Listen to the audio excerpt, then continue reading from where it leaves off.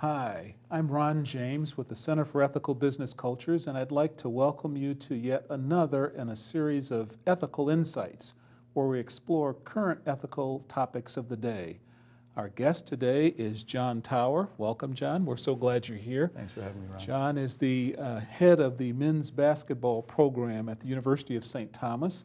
He also is a professor of psychology. John was with us recently in a CEBC program where Veritas, the Veritas Institute, and the Opus College of Business came together to explore the notion of winning with integrity, a conversation on sports, ethics, and leadership.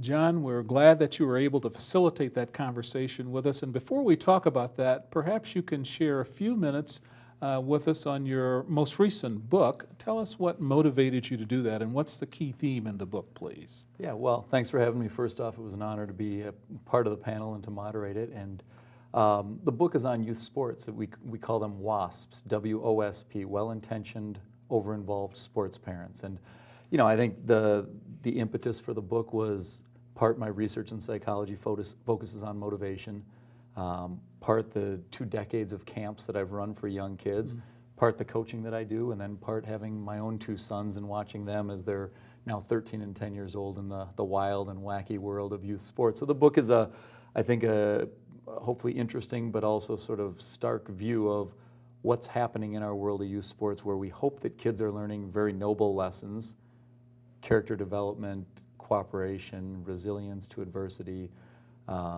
but we're oftentimes seeing parents micromanaging to the point where kids are having a difficult time learning these lessons, getting burned out, quitting, what have you. And so that's really what the book is focused on. How can we create better sport environments for kids? Sure. Well, that sounds exciting. I know the book's going to be very well received, but let's talk a little bit about the program that you recently moderated. We wanted to explore the connections between sports and the business community with a specific lens on ethics and leadership. Today, we'd like to explore it 3 ways. We'd like to talk about the impact of leadership on the organization. We'd also like to talk about how do you lay the foundation for a good ethics in a sports program. And lastly, what are some of the challenges? But let's begin with the role of leadership. John, can you share with us what are your thoughts about the role of leadership? Yeah, I mean, fascinating discussion when you talk about winning with integrity. And you know, my work as a coach, I think we look at it in 4 different ways. First off, we're trying to create a culture of excellence. And that excellence, certainly wins should be a byproduct of that, but it's not all about winning. It's about our student athletes here at St. Thomas striving to be better tomorrow than they are today and doing that in conjunction with their teammates. So first and foremost, creating a culture of excellence. Second, recruiting student athletes who we think fit with that mission and that vision that we have. And so we spend an incredible amount of time trying to locate the right players from around the state and the country who will fit with that. Third, as a leader, I and my assistant coaches want to model that behavior. So day after day after day, we want our players knowing that the coaches are as or more invested than they are. And then the fourth is to really reinforce in the players on a regular basis, are they doing what needs to be done both to win, but to do it with class and with the highest of standards. Thank you. Our panelists that joined us for this occasion were Lisa Kihl in the Sports Management Department at the University of Minnesota, Tommy Kurvers, Special Assistant to the General Manager of the Tampa Bay Lightning, Kevin Warren, the Chief Operating Officer of the Minnesota Vikings, and Chris Wright, the President and CEO of the Minnesota Timberwolves and Lynx. Let's hear from Chris Wright about his thoughts about the importance of leadership. There are many, many different types of sports organizations today. There are many, many professional sports leagues. There are many minor league situations. There are all sorts of leagues that youth play in today, from recreational leagues to AAU, where we have our own problems with win at all costs that are coached at the AAU level in basketball. But really what it comes down to, and as you look at the experiences that you had, think about the leader of the organization that made your experience the most meaningful and impactful that you had in sports today. And what did that mean in terms of the way that you think about sports, and even maybe some aspects of your life today and the influence that that person had on your life? So Sports can be both good and bad, and yet the dean sort of said up front, there is so much focus on sports today in our society and around the world. The question becomes really in the end, are you associated with great leaders who are building organizations the right way, with the right level of integrity, with the right purpose, so that everybody who is interfacing with that organization can have a phenomenal experience? John, you've had a chance to experience winning at multiple levels, the Final Four as a player, as an assistant coach, and as a head coach. Talk to us a little bit about the foundation that you lay for behavior inside the organization. Well, certainly that anytime you have a team, the dynamics are rich with individual differences. And so, emblazoned on our practice gear has always been the phrase, a class act. And we want that to always be at the forefront of what our players are thinking and doing, that we win, but when we win, it's as a class act. If we lose gracefully, and we do that as a class act. And so we talk a lot with our guys about what's non-negotiable and what standards of excellence and standards of behavior look like. I'd say, frankly, we're more principle-oriented than a list of 25 different rules. It's much more about a commitment to excellence in terms of our success and a commitment to being a class act on the court, in the classroom, and in the community. Okay.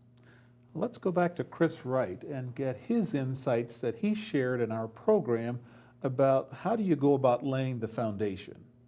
And there is a completely new way that sports now is really trying to come together in taking the entire enterprise to market. And so what it allows you to do in the end is really develop a purpose, a why for your franchise. And so if you can decide what that why is, what your purpose as a franchise is, and then if you can begin to work with your basketball operations department and your business operations and bring them together, so instead of it being a me, it's a we, and we're a collective one, and you can get your players and your basketball operations staff and your coaching staff all on that same page, you've got an incredible chance to maximize your impact on the market. Not just in terms of wins and losses. Wins and losses in the team are still the most important thing. But by working together really closely and developing a combined purpose for everybody on the business side and on the team side, then it gives you an opportunity to do it just a little bit differently. And then if you can really sort of somehow define what that really means in every area of your club, including on the playing side, including on the business side, and get people working together to reach the market with that purpose, then you've got a chance, I think, in today's cluttered market to really do something special for all of your key stakeholders. And that's the youth that play your sport, all the way up to season ticket members who buy tickets and are the backbone of your franchise. John, let's talk for a few minutes about organizational challenges, threats to ethical behavior on the team. The other evening when we were together, you talked about some interesting research that's been done on risk. Can you share a little bit about that? And right along with it, what keeps you up at night as a head basketball coach? Yeah, in a really interesting set of studies, researchers have found that elite athletes who have dedicated their lives to their sport, their event, and are among the top in the world, well over half of them say that they would take a drug that would make them the best in the world, the Olympic gold medalist, but they die 5 years later. And so when you start thinking about the price that people will pay, and we oftentimes put on a pedestal the sacrifice that athletes will make as a good thing, but you take that too far, like anything in life, anything out of balance becomes very dangerous. And so with our program, with our team, we spend a lot of time talking with our student athletes about things that can never be compromised, the values and morals in an effort to win. So winning should be a byproduct of doing things the right way, but we should never, nor should they ever feel like they have to do things that violate that moral code. Let's take a few minutes and hear from some of the other panel participants about organizational challenges and threats that they face. I can speak from experience. I think the biggest challenge we face in the National Football League right now, and even in our organization, is the balance of basically high performers who have bad attitudes. And so, you know, it's interesting to really study what you really look for from a winning and leadership standpoint. And so I think that's something, because it's easy. So our society has been created, if you're a high performer, whether that's in the classroom or in the business world or on the field, you typically get much more slack than if you're a lower performer. And so I think one of the challenges that we have to deal with, and you see it every day, not only on the field in the National Football League, but in our environment, that how do you balance someone who is a high performer, but who does not kind of carry themselves or have the decorum that really epitomizes your organization or the league in a manner that it should be. And so I'm a big believer that it's better to take even a person who's a lesser performer or lesser talent, but who carries themselves in a manner that really epitomizes what you're really looking for and standing for. And I think that's one of the reasons why it's important to look at, you know, we talk about head count in our businesses a lot, but there's the element of really heart count, that you have to deal with that issue, that everything just cannot be dollars and cents. So one of the things we've been focusing on at the Vikings, and because we deal with large numbers, you know, a new stadium and all the different things, is that we cannot be focused on the bottom line.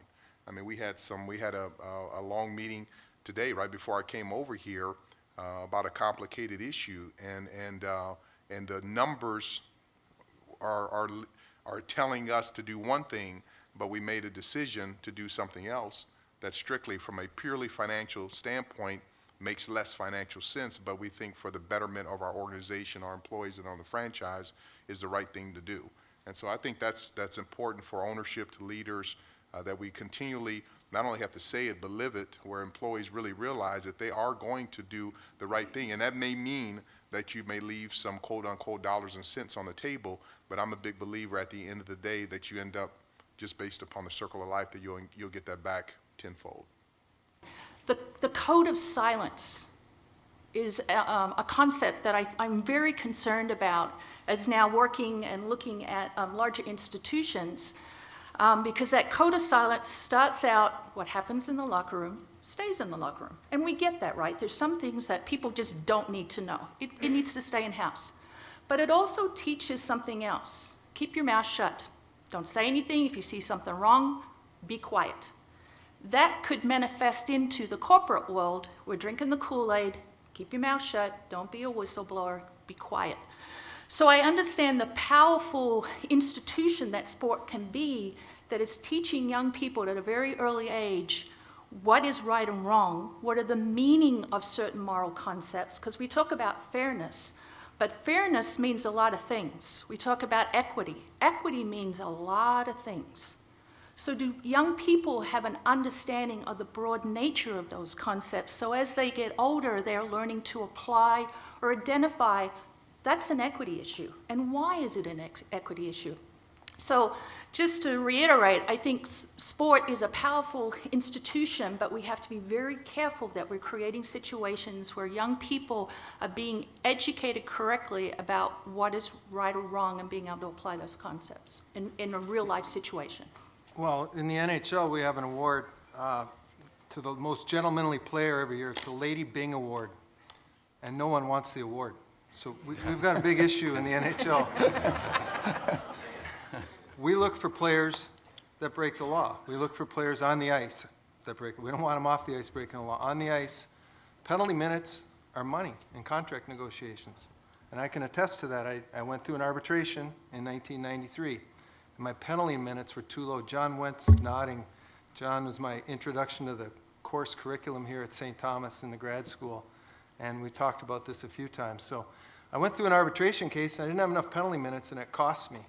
So in our game, the on-ice part, we look for the guys who are right on that line, that take the extra penalty, that are aggressive, and they change the game in our favor if it's not going our way that particular night.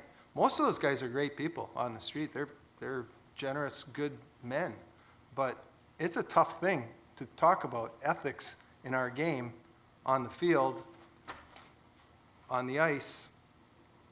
We want aggressive people. We want the ones that make it to the NHL are overcoming hurdles the whole way, and oftentimes penalty minutes are money. So it's a constant issue to try to make sure that those players are not, off the ice causing those kind of problems in society as well.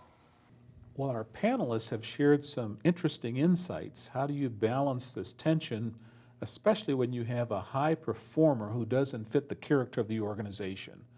Right along with that, what happens when there is a transgression? How do you break through the code of silence and create an environment where people feel comfortable raising their hand and saying there's a disconnect? And what about incentives that might be used that might push the envelope? Where do you start to draw the line? Very interesting insights into the challenges that organizations face. I guess the key question is, what should a leader be doing now from your perspective? Well, I think in the big picture, what a leader needs to do is day after day after day model the very behaviors that, in our case, we want our players demonstrating on the court. So some of the things that we try to do consistently, number one, we want our players to know we're willing to work as hard as possible. So hard work and teamwork are two things that we're constantly espousing.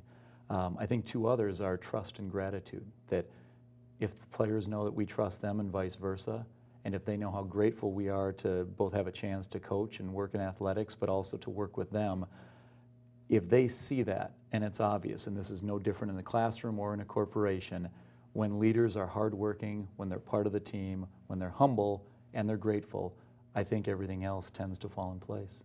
Okay.